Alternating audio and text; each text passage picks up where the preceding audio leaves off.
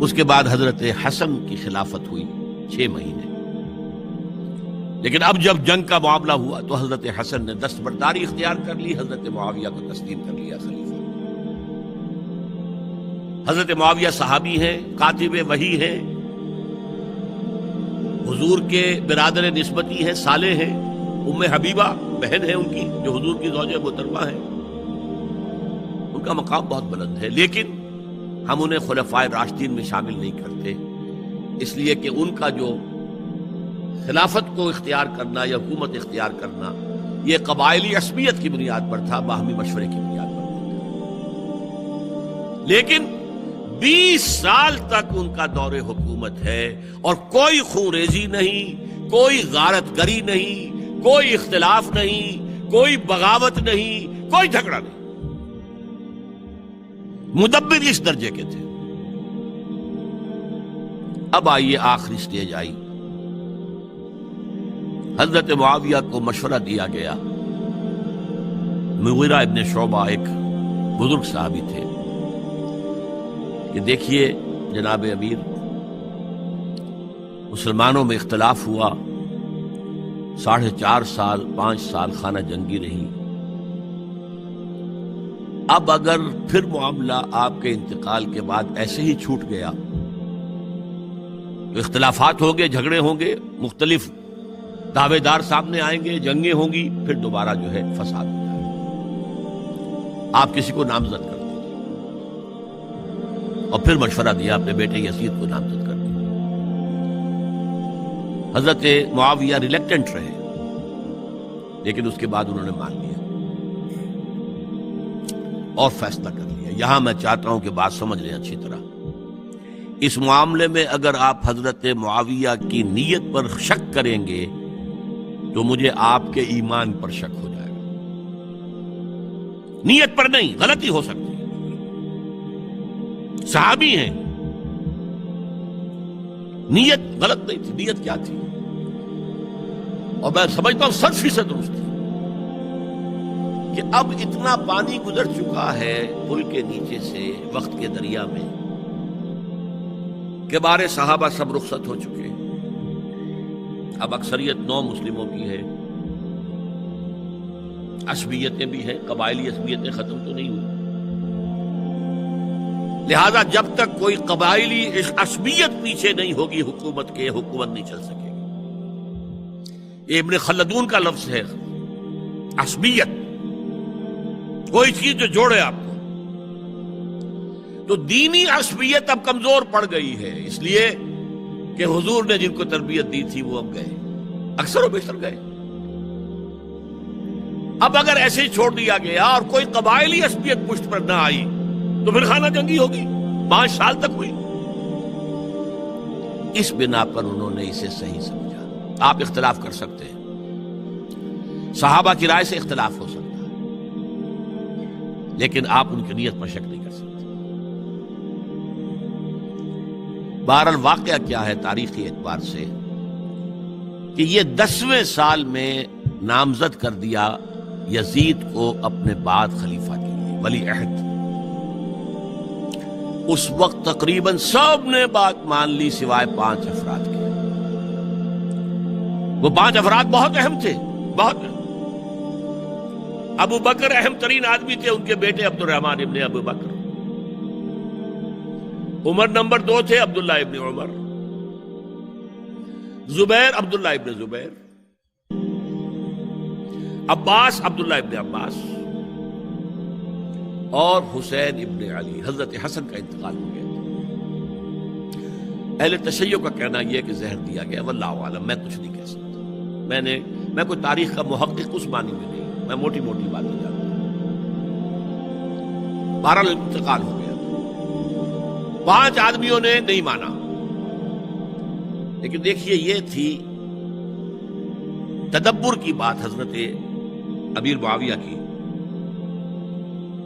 کوئی دباؤ نہیں ڈالا، کوئی جبر نہیں کیا، کوئی کسی کو نقصان نہیں پہنچایا کہ نہیں مان رہے تو یہ کر دیں. نہیں، دیکھیں گے جب وقت آئے گا. جب وقت آیا حضرت معاویہ کے انتقال کے بعد اب ایک صاحب جا چکے تھے، حضرت عبد الرحمن ابن ابی بکر فوت ہو چکے، اب 4 رہ گئے، 3 عبادلہ، عبداللہ ابن عمر، عبداللہ ابن عباس، عبداللہ ابن زبیر، ایک حسین ابن علی رضی اللہ تعالی عنہم اجمعین۔ جب بیعت ہو گئی یزید کی تو اب ان کے درمیان اختلاف ہوا۔ یہ بات اچھی طرح سمجھ لیجئے، تاریخی حقائق، موٹے حقائق کو چھوڑ کر باریکیوں میں جب پڑھتے ہیں تو معاملہ غلط ہو جاتا ہے۔ موٹے حقائق کو سمجھیے، جیسے کہتے ہیں میکرو اکنامکس اور مائکرو اکنامکس۔ میکرو ہسٹری جو ہے، 2 ایک طرف ہو گئے، 2 ایک طرف ہو گئے۔ عبداللہ ابن عباس کی رائے ہوئی کہ اگرچہ یہ غلط کام ہوا ہے، یہ قیصر و کسریٰ کی سنت پر عمل ہو رہا ہے، لیکن یہ ایسی بڑی بات نہیں ہے کہ خون ریزی شروع کر دی جائے اور امن و امان ختم ہو جائے۔ یہی بات عبداللہ ابن عمر کی ہو گئی، یہ 2 تو ایک یکجا ہو گئے۔ مصلحت کہہ لیں جو بھی سمجھے، لیکن نیت پر حملہ نہیں کر سکیں گے آپ۔ دیانتاً انہوں نے یہ سمجھا کہ اب جب کہ ہو گیا معاملہ تو ٹھیک ہے۔ حرام مطلق تو کہیں نہیں لکھا ہوا قرآن کے اندر کہ بیٹا نہیں ہو سکتا، کہیں نہیں لکھا ہوا۔ بہرحال ان 2 کی رائے یہ ہوئی کہ اگرچہ کام غلط ہے لیکن اتنا غلط نہیں ہے کہ اس کو چیلنج کیا جائے اور اس سے جو ہے خانہ جنگی شروع ہو جائے اور فساد شروع ہو جائے۔ 2 کی رائے یہ ہوئی کہ نہیں، we have to challenge it come what may. Abdullah ابن زبیر، حسین ابن علی رضی اللہ تعالی عنہما یا عنہم، تو یہ 2 علیحدہ۔ ان 2 میں اب اختلاف ہوا۔ عبداللہ ابن زبیر کی رائے یہ تھی کہ یہی مقیم رہو مکے میں، حجاز میں، مکے اور مدینے میں، یہاں سے ریزسٹنس موومنٹ ہم شروع کریں گے، کیونکہ یزید کی خلافت تو دمشق میں تھی، بہت دور۔ حضرت حسین کو خطوط آ رہے تھے کوفے سے، کوفہ حضرت علی کا صدر مقام رہا تھا، اور جن سبائیوں نے فتنہ پیدا کیا تھا حضرت عثمان کے خلاف وہ بھی وہیں آباد تھے۔ انہوں نے خطوط کا تاطا باندھ دیا، آپ آئیے ہم آپ سے بیعت کریں گے اور کھڑے ہوں گے اور مقابلہ کریں گے اور اس یزید کی حکومت ختم کریں گے۔ ڈاک کے تھیلے بھرے ہوئے حضرت حسین نے فیصلہ کیا کوفے جانے کا، بہت روکا۔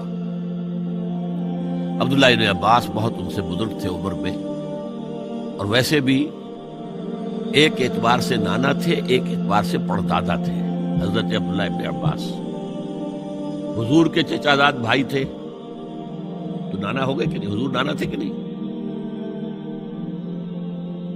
اور حضور کے چچا تھے حضرت عباس، ان کے بیٹے ہیں۔ تو اس اعتبار سے حضرت علی رضی اللہ تعالیٰ عنہ کے کیا ہو گئے؟ چچا۔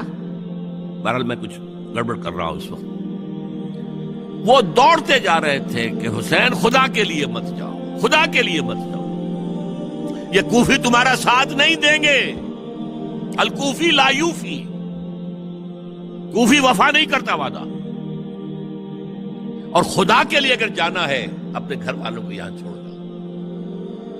بس حضرت حسین پر رضی اللہ تعالی عنہ جو ایک کیفیت تھی، انہوں نے سب باتوں کو نظر انداز کیا۔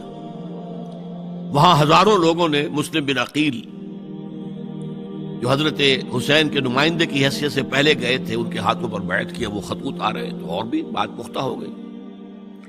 ابھی راستے ہی میں تھے کہ پتہ چلا کہ ابن زیاد گورنر بن کر آیا ہے، اور اس نے جو وہاں پر تشدد کیا ہے اور ڈنڈا برسایا ہے، سب بیعت توڑ کے گھروں میں چھپ گئے، اور مسلم بن عقیل جو ہیں وہ بے یار و مددگار شہید بھی کر دیے گئے۔ حضرت حسین نے ارادہ کیا کہ واپس ہو جائے مدینے کی طرف۔ اب مسلم بن عقیل کے بیٹے جو ہیں، وہ عرب کی ایک غیرت ہے، ایک آنر جسے آج کل کہتے ہیں، ہم اپنے باپ کا بدلہ لیے بغیر نہیں جائیں گے۔ اور حضرت حسین کی شرافت اور مروت، یہ لوگ میرے ساتھ آئے تھے نا، میرا ساتھ دے رہے تھے، اب میں ان کا ساتھ کیسے چھوڑوں؟ بہرحال وہ حادثہ فاجعہ ہو کر رہا، اور اس میں سب سے بڑا سبب جو بنا ہے وہ میں چاہتا ہوں جس کی طرف کسی کی نگاہ نہیں گئی، افسوس یہ ہے کہ میرا اس پر جو کتابچہ ہے سانحہ کربلا وہ آؤٹ آف پرنٹ تھا. کوشش تھی کہ آج یہاں وہ پیش کیا جاتا. مختصر ترین، لیکن آپ دیکھیں گے کہ کلیئر ہو جاتی ہے ہسٹری. 2 کتابچے ہیں. شہید مظلوم، میرے نزدیک مظلوم ترین شہید حضرت عثمان رضی اللہ تعالی عنہ، اور سانحہ کربلا، بہت بڑا سانحہ، اس میں کوئی شک نہیں. حضرت حسین کے صبر اور مثابرت، استقلال اور شجاعت یہ مثالی ہے تاریخ کے اندر. اپنے سامنے جو ہے اپنے ایک ایک کر کے چراغ گل ہو رہے ہیں. خاندان سارا ختم ہو رہا ہے. شیرخوار بچے شہید ہو رہے ہیں. وہ تو ایک بچہ بیمار تھا، حضرت علی بن حسین زین العابدین رحمت اللہ علیہ، وہ بچا ہے. لیکن اصل میں شرافت اور مروت جو ہے وہ بسا اوقات اپنی شرافت کی وجہ سے مار کھا جاتی ہے. حضرت حسین سے میرے نزدیک یہ ایک اسٹریٹجک مسٹیک ہوئی کہ جب کوفیوں کا لشکر سامنے تھا تو وہاں کھڑے ہو کر ایک ایک کا نام لے گا، فلاں ابن فلاں کیا تم نے مجھے خط نہیں لکھا تھا؟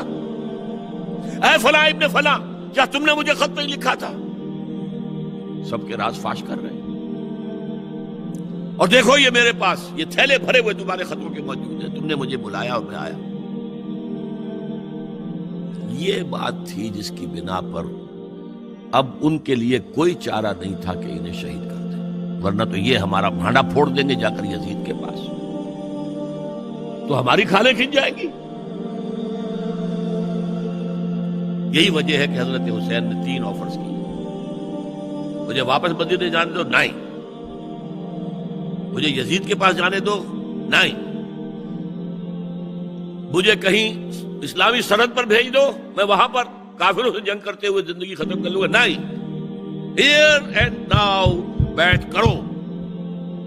یہ حضرت حسین کی شرافت، غیرت، حمیت، مروت اس کے خلاف تھی. لہذا انہیں شہید کیا گیا اور پھر خیموں کو آگ لگائی گئی. یہ نوٹ کیجیے کیوں لگائی گئی. اگر تو یہ غصے اور انتقام میں اور وینجینس میں ہوتا تو حضرت علی بن حسین زین العابدین کو بھی شہید کرنا چاہیے تھا، نہیں کیا. اگر یہ اس طرح کا معاملہ ہوتا تو خواتین کی بے حرمتی ہوتی، نہیں ہوئی. یہ خیمے کیوں جلائے؟ تاکہ وہ جو ایویڈنس ہے وہ ختم ہو جائے. ہمارے خلاف یہ جو ڈاکومنٹری پروف لیے پھر رہے ہیں، خیمے جلیں گے اور یہ تھیلے بھی جل جائیں گے اور یہ خود بھی جل جائیں گے اور ہم بچ جائیں گے.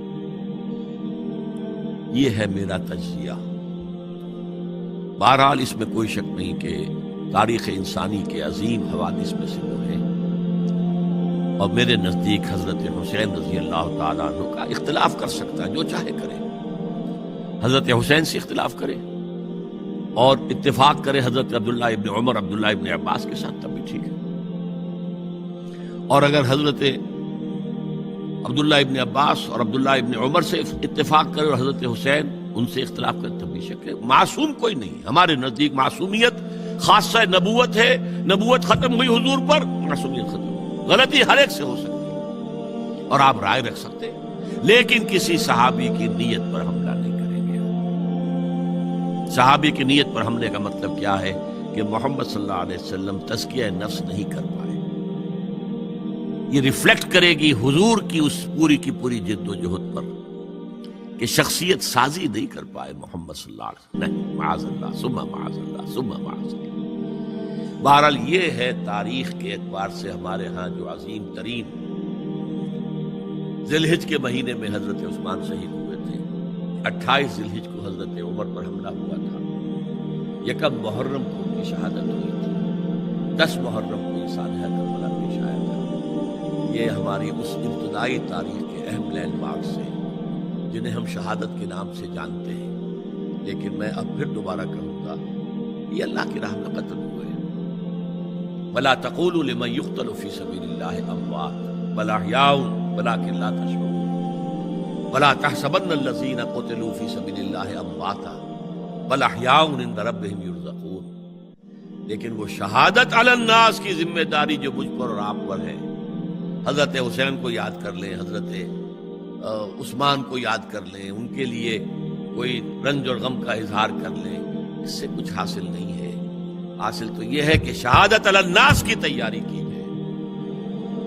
اپنی ذاتی زندگی میں آج سے گواہی دیجیے اللہ کے بندے ہونے کی، اپنے عمل میں، اپنے قول میں، اور کوشش کیجیے کہ مل جل کر اس ملک کے اندر وہ نظام برپا کریں کہ جو شہادت علی الناس دین حق کے ایک کامل نمونے کے طور پر دنیا پر حجت قائم کر دے کہ دیکھ لو اپنی آنکھوں سے، یہ ہے وہ دین حق جو محمد لے کر آئے تھے. اللہ تعالیٰ مجھے اور آپ کو اس کی توفیق عطا فرمائے.